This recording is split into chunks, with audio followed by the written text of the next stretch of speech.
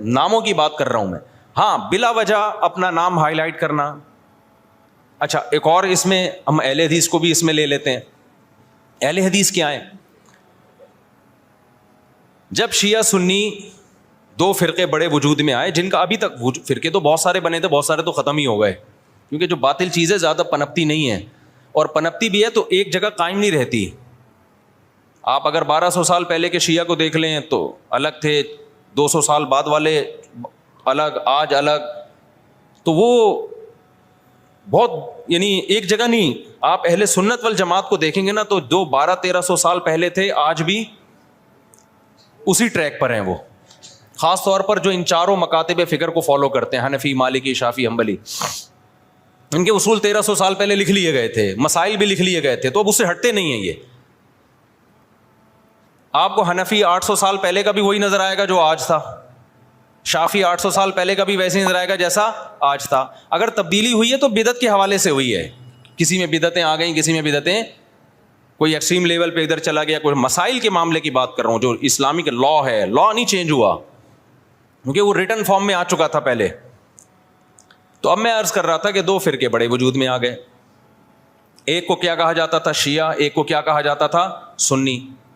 تو سنیوں کا جو اصول اور ضابطہ تھا وہ یہ تھا کہ قرآن سے مسئلہ دیکھا جائے, پھر نبی صلی اللہ علیہ وسلم کی صحیح احادیث سے, اس کے بعد صحابہ.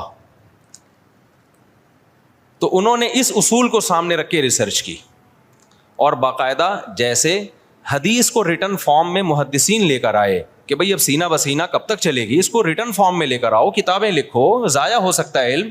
تو اسی طرح جو مسائل تھے, یہ جائز ہے, یہ ناجائز ہے, یہ مکروہ ہے, یہ حرام ہے, یہ مکروہ تنزیہ ہے, فلاں کام کرنے سے سدا صاحب واجب ہوتا ہے, فلاں غلطی کرو تو سدا صاحب نہیں پوری نماز ہی لوٹانی پڑے گی, ہزاروں مسائل تھے نا.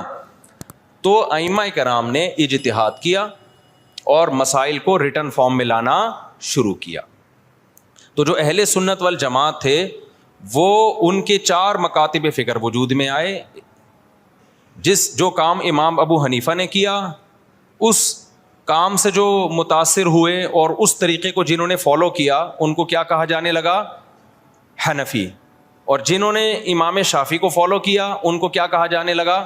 بولتے کیوں نہیں؟ شافعی. اب آپ بتاؤ جو امام شافعی کو فالو کرتے ان کو اگر ہم مسلم کہتے کہ نہیں حنفی شافعی کچھ نہیں ہوتا, یہ مسلم ہے, اس کا مطلب شافعی اگر مسلم ہے تو حنفی پھر غیر مسلم ہے؟ نہیں آئی میرا خیال ہے بات سمجھ. تو یہ صحیح نام, یہ نام صحیح ہوتا؟ جنہوں نے امام مالک کو فالو کیا ان کو کیا کہا جانے لگا؟ مالکی. جنہوں نے امام احمد کو فالو کیا انہوں کے کیا کہا جانے لگا؟ حنبلی, جیسے کہ سعودی عرب میں.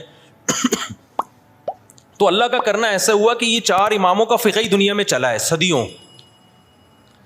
بہت سارے مسائل میں ان میں اتفاق تھا.